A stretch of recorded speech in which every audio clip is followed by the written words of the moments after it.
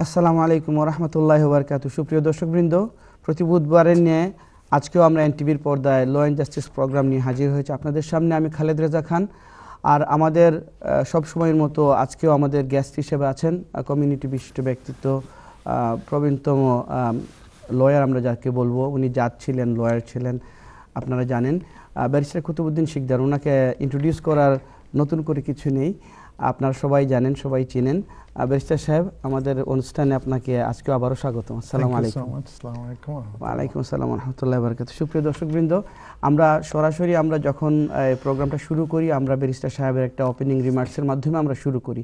কিন্তু তার আগে আমি আপনাদেরকে একটা ছোট্ট অনুরোধ করতে চাই। সেটা হচ্ছে যে আপনারা টিভি স্ক্রিনে ইতিমধ্যে আমাদের টেলিফোন নাম্বারটা দেখতে পাচ্ছেন।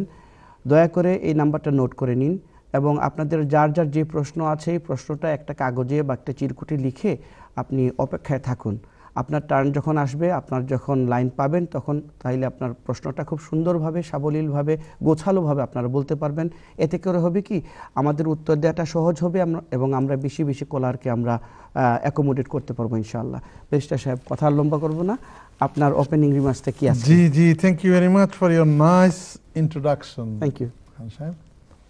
বন্ধুরা, গত সপ্তাহে আমি বলেছিলাম very important legal change for European national. Europe থেকে আপনারা যারা এসেছেন বন্ধুরা, আপনারা এবং আপনাদের ডিপেন্ডেন্ট যারা, তাদের জন্য একটা স্কিম সরকার শুরু করেছে গত 30 তারিখ থেকে, গত মাসের 30 তারিখ থেকে আজকে ধরেন 8, 9, 10 দিন হলো। এই স্কিমের অধীনে আমি বলেছিলাম গত সপ্তাহে যে আপনাদেরকে যাদের পাসপোর্ট আছে, তারা ইউরোপিয়ান পাসপোর্ট আছে, তারা সেটেল স্ট্যাটাসের জন্য রেজিস্টার করবেন। আর আপনার যে বাংলাদেশি পাসপোর্টধারী আপনার যারা ডিপেন্ডেন্ট আছেন, তারা প্রি সেটেল স্ট্যাটাসের জন্য অ্যাপ্লাই করবেন। যেহেতু একটা ওপেনিং রিমার্কে নির্দিষ্ট সময় থাকে, তাই গত সপ্তাহে আমি পুরোপুরি বিস্তারিতভাবে বলতে পারি নাই, কারণ এটা খুবই গুরুত্বপূর্ণ একটা ব্যাপার। আমার প্রেজেন্টার ভাই এসেই আমাকে জিজ্ঞেস করলেন যে শুক্রবারে কি আমরা ইউরোপ থেকে বের হয়ে যাচ্ছি? সম্ভাবনা আছে শুক্রবারে বের হয়ে যাব, কিন্তু গত 29 তারিখে বের হওয়ার কথা ছিল, আমরা বের হতে পারি নাই। আরও কয়েকদিন দেরিও হতে পারে, কিন্তু প্রসেসটা শুরু হয়ে গেছে। ধরেন এইমাত্র 3-4 দিন আগে নতুন ইউরোপিয়ান ইউনিয়নের এই ছাপ ছাড়া ইউনাইটেড কিংডম লেখা পাসপোর্ট নতুনভাবে শুরু হয়েছে, যদিও আমরা বের হই নাই। এইভাবে আপনি যদি ইউরোপিয়ান হন আর এই দেশে থাকতে চান, তাহলে আপনাকে সেটেল স্ট্যাটাসের জন্য রেজিস্টার করতে হবে। যদি আপনি কোনো লয়ার, আপনি যদি কম্পিউটার লিটারেট না হন, তাইলে কোনো লয়ারকে দিয়ে করাবেন। আর যদি আপনি ধরেন এই মোবাইল ফোন কিভাবে চলে, কিভাবে চালান, সব কিছু জানেন, তাহলে এই মোবাইল ফোন দিয়ে you can actually register with your smartphone. কিভাবে করবেন? আমার এই ফোন দেখতেছেন, এটা হলো আইফোন 7, 8, কিন্তু এই ফোনের মতো এই ফোনের যে অ্যাপ আছে সেটা হলো অ্যান্ড্রয়েড না, এটা আইফোনের অ্যাপ, বুঝতে পারছেন?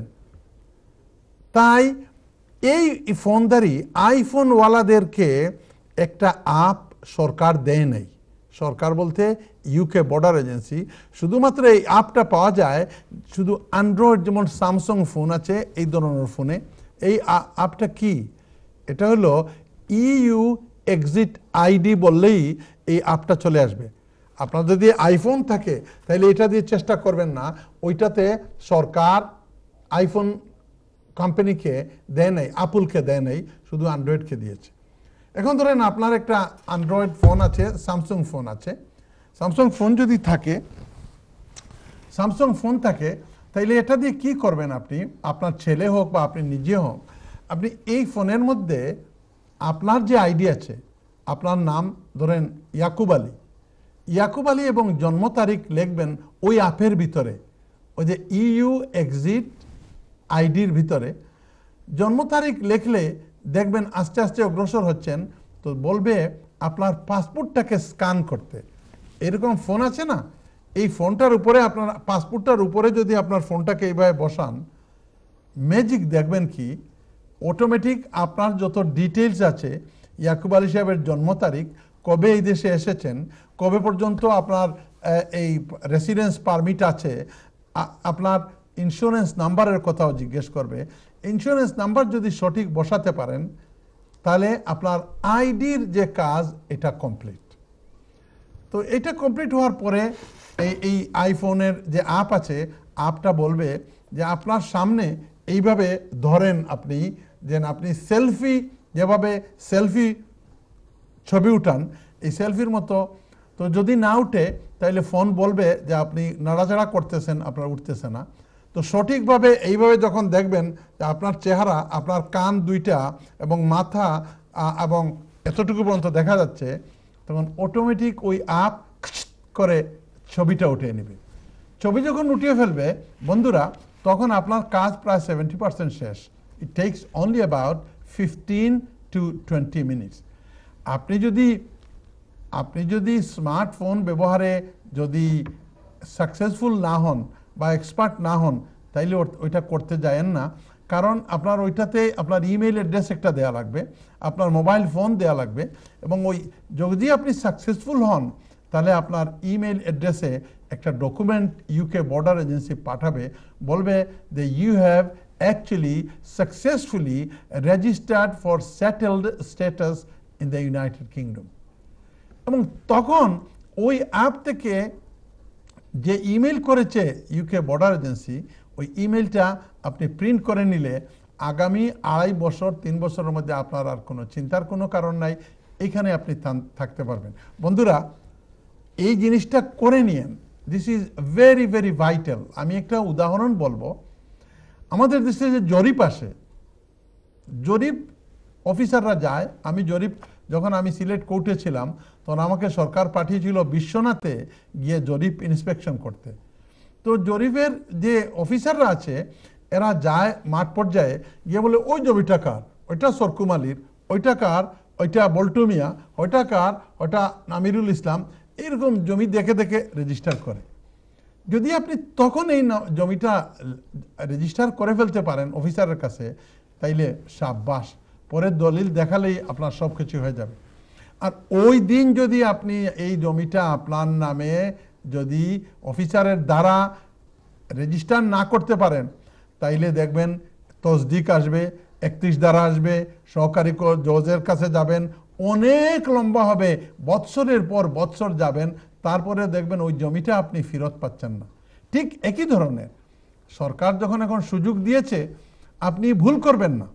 ভুল করবেন না কি, আপনার পাসপোর্টের মধ্যে না, ব্লু কার্ডের মধ্যে লেখা দিয়েছে যে you are a permanent resident here. Permanent resident এবং সেটেল স্ট্যাটাস দুইটা জিনিস।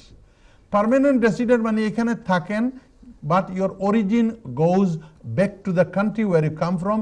হল্যান্ড থেকে এসেছেন, ইটালি থেকে এসেছেন, ফ্রান্স থেকে এসেছেন, জার্মানি থেকে এসেছেন, ওই দেশে। আর যদি সেটেল করে ফেলেন তাইলে আপনার ওই দেশের সাথে আপনি পাসপোর্টধারী হতে পারেন। এখানকার আমরা যারা এই দেশের বাইরে থেকে এসেছি, ইউরোপের বাইরে থেকে, আমরা যখন ইনডিফিনিট লিভ পাওয়ার পরে আমরা ঠিক ব্রিটিশ সিটিজেনের যতটুকু রাইট আছে ততটুকু রাইট আমরা ইউজ করতে পারি। ঠিক সেভাবে আপনি হয়ে গেলেন সেটেল স্ট্যাটাস পাওয়ার পর।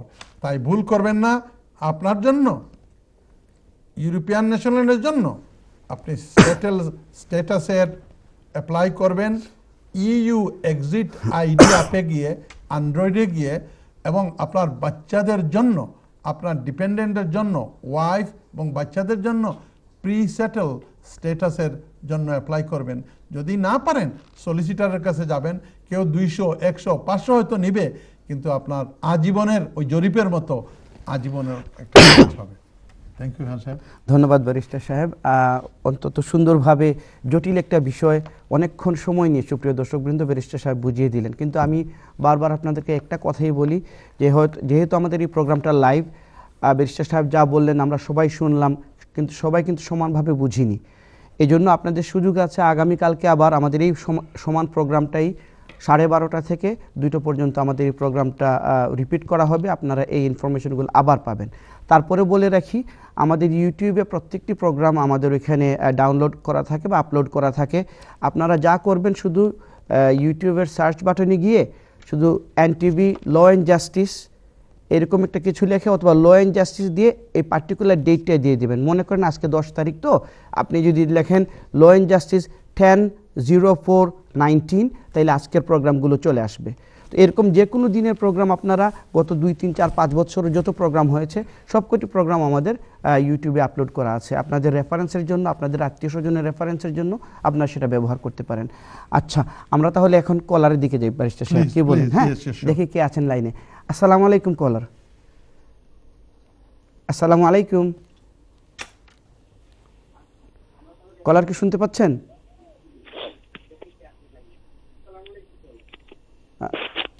আসসালামু আলাইকুম কলার, আপনার টিভির ভলিউমটা কমিয়ে দিন অথবা বন্ধ করে দিন। জি, আসসালামু আলাইকুম। ওয়ালাইকুম আসসালাম। আর একটু জোরে কথা বলতে হবে ভাই, আমরা শুনতে পাচ্ছি না। জি, এখন শুনতে পাচ্ছেন? জি, শুনতে পাচ্ছি। আপনার নামটা বলেন, কোন জায়গা থেকে ফোন করেছেন, কাইন্ডলি বলেন। আমার নাম রহমান, আমি লন্ডন থেকে ফোন করছি। জি রহমান ভাই, হোক আছে। আমার কোয়েশ্চেনটা হইলো, আমি 2009 এ আইছি as a G? Student. 2009 as a student আইছি। জি, একটু জোরে মাতুকা। আমি জি। 2009 আসলাম এজ এ স্টুডেন্ট। জি। দেন 2012 বিয়া করার পরে আমার 10 ইয়ার্স রুটে দিছে স্পাউস ভিসা সেটেলমেন্ট 10 ইয়ার্স। জি। তো 10 ইয়ার্স দেওয়ার পরে তখন আমি বিয়ার আগে আমি একবার 2 দিয়া আমার স্টুডেন্ট ভিসা এক্সটেনশন করলাম 2 জি। 2012। সো যখন আমি 2013 অ্যাপ্লাই করলাম ফার্স্ট ফর সেটেলমেন্ট, আমি সেম 2 দিয়ে অ্যাপ্লাই করছি ফর দ্য ইংলিশ ওয়ান। জি। আমার ওই যে 10 ইয়ার্স রুটে 2.5 বছরের ভিসা দিছে, বিকজ দ্যাট টাইম 2 ফল্ট তারা ধরছিল না, 2 ওয়াজ অ্যাকসেপ্টেবল। হ্যাঁ। জি। দেন আমি যখন ফার্স্ট রিনিউয়াল আফটার 2.5 ইয়ার্স 2015 ডিসেম্বরও গেলাম রিনিউয়াল, ওই যে 2.5 বছর বাদে। তখন আমারে তারা 2016 এপ্রিলও রিফিউজ করছে, আপিলও দিছে 2 লাগে। জি। তো 2 লাগে যখন 2016 এপ্রিলও আমার আপিলও দিল, তখন আমি আপিল রাইটও গেলাম, ফার্স্ট হিয়ারিংও আমি উইন করছি, তখন তারা আমারটা উপরে রিআপিল করছে। দেখেন সেকেন্ড হিয়ারিংও গিয়াও আমি আবার উইন করিয়া লাস্ট ইয়ার আমি ভিসা পাইছি, আমার আরো 2.5 বছর দিছে। তখন আমার কোয়েশ্চন হইল, আনটিল লাইক 2015 থেকে 2018 পর্যন্ত মাঝখানে আরো 3 বছর গেছে কি আপিল চলতে চলতে, মানে ফাইনাল ডিসিশন পাইতে পাইতে। এই স্টেটা আমার দিস ইয়ার অক্টোবরের এন্ডে দিয়া আমি মানে নভেম্বরে আমার 10 ইয়ার্স হয়ে যাব নর্মালি উইদাউট মেরিড লাইফ, যে লং রেসিডেন্সি। আমার কোয়েশ্চনটা হইলো ব্যারিস্টার সাহেবের কাছে, আমি যে 2015 ডিসেম্বর অ্যাপ্লাই করলাম আর 2018 এপ্রিল এফআইসি, ওই যে মাঝখানে আপিল চলাকালীন যে টাইমটা, এটা কিন্তু আমার ভ্যালিড স্টে নেই। ওকে, থ্যাংক ইউ বড় ভাই। আমি আর মানে যদি ভ্যালিড স্টে হয়, আমি যদি according to the 10 years road আমার আরো 3 বার রিনিউ করা লাগবে। That's a long process, long. Well, you made your question. Thank you Rahman ভাই, খুব সুন্দরভাবে আপনি আপনার প্রশ্ন উপস্থাপন করছেন। ইনশাআল্লাহ আমরা ব্যারিস্টার সাহেব উত্তর দিব। আমরা আরেকটা প্রশ্ন নিয়ে গেছি। Second caller please. আসসালামু আলাইকুম। আসসালামু আলাইকুম। ওয়ালাইকুম আসসালাম ভাই। ভাই আমার নাম মইনুল ইসলাম, বার্মিংহাম থেকে। মইনুল ভাই বার্মিংহাম থেকে, হোকে সাই। আমি স্যারের কাছে কোয়েশ্চেন হইল, আমি দেশে 15 বছর ধরি, আমরা আজকে 3 জন বাচ্চা, 4 জন বাচ্চা, 10 ইয়ার্স ওইয়া আপনার ব্রিটিশ পাসপোর্ট ফাইলিছি আর কি। জি। ওবাস্টে আসলাম। এখন আমরা বাকি 3 জনে অ্যাপ্লিকেশন করছিলাম আপনার জানুয়ারিতে। জি। 3 জানুয়ারি 6 তারিখ আপনার এনএইচএসসি বাড়াইছিল, এটা হঠাৎ আমরা নিয়ে পালাই দিছিল। তো 4 সপ্তাহ বাদে হয়েছে তুমি 1500 পাউন্ড কম দিছ, 10 ডের ভিতরে দেও না, রিফিউজ করে দিব।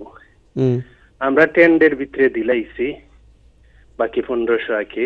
এখন স্যারের কাছে কোয়েশ্চেন হইল আর কি, এখন আরো 4 সপ্তাহ হয়েছে দেওয়ার, কতদিন যাইব আর কি তা আশা করা যায়?